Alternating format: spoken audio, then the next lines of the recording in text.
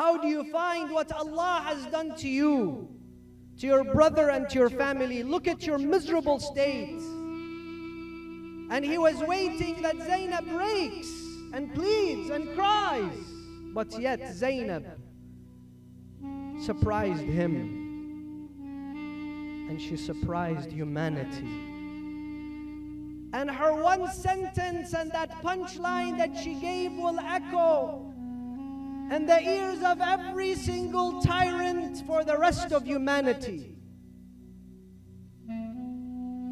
In one line she destroyed Yazid. She said to him, "Ma ra'aytu illa jamila."